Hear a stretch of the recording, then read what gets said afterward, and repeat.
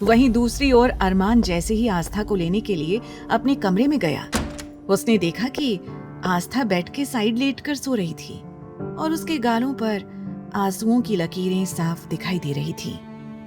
अरमान आस्था को इस तरह से बेफिक्री से सोता हुआ देखकर हैरान हो गया और तब उसे याद आया कि कुछ देर पहले आस्था यही बोल रही थी कि उसे बहुत नींद आ रही थी, उसे सोना है।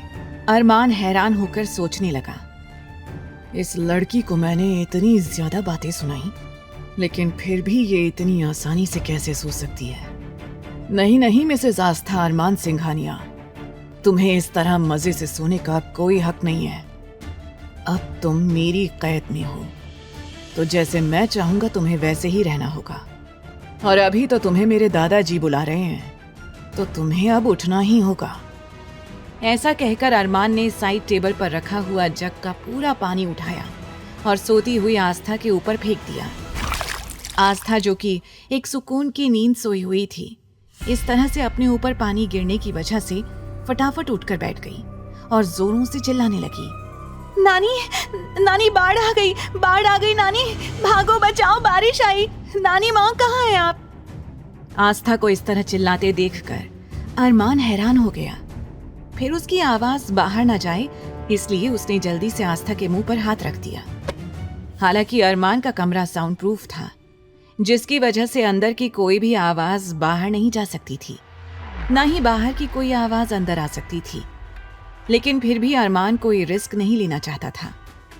आस्था के मुंह पर हाथ रखे हुए ही वो गुस्से में बोला, इतना क्यों चिल्ला रही हो? क्या तुम थोड़ा धीरे नहीं बोल सकती हो? और तुम्हारी हिम्मत कैसे हुई बिना मुझसे पूछे सोने की? तुम्हें बिना मुझसे पूछे या बिना मुझे बताए कुछ भी काम करने का कोई हक नहीं है, लेकिन तुमने ऐसा किया है और मेरे बनाए रूल को तोड़ने की हिम्मत की है। आस्था को जैसे होश आ गया था।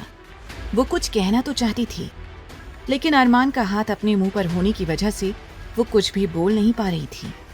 वो सिर्फ अपनी बड़ी बड़ी आंखों में कंफ्यूजन लिए अरमान को घूर रही थी। अरमान ने गुस्से में कहा, तुम्हारे मुंह पर अब क्या ताले लगे हुए हैं? बोलती क्यों नहीं हो? मेरी बातों का जवाब दो। आस्था बार बार अपनी पलकें इधर उधर करने लगी। वो अरमान को ये बताना चाह रही थी कि अरमान का हाथ उसके मुंह पर रखा हुआ था, तो वो कैसे कुछ भी बोल सकती है।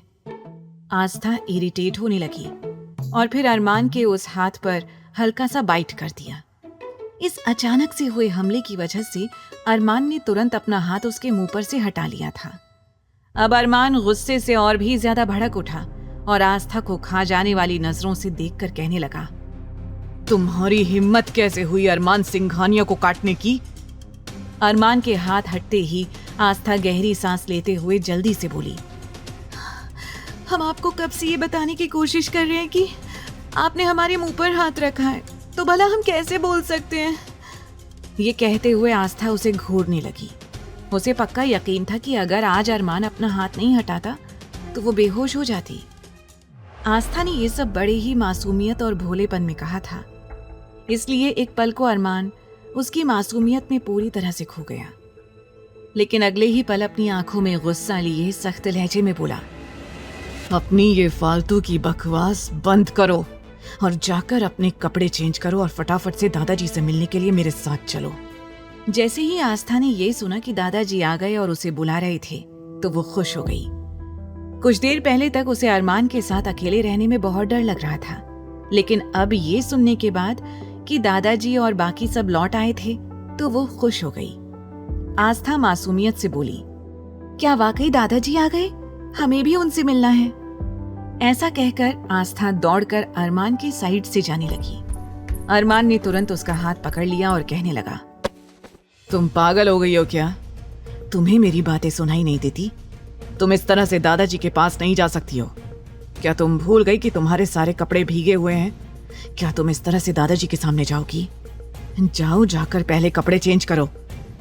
आगे की कहानी जानने के लिए देखें अगला एपिसोड सिर्फ पॉकेट एफएम के YouTube चैनल पर, और तेरे इश्क में के सारे एपिसोड्स को सुनने के लिए डिस्क्रिप्शन में दी लिंक से डाउनलोड करें पॉकेट एफएम ऐप।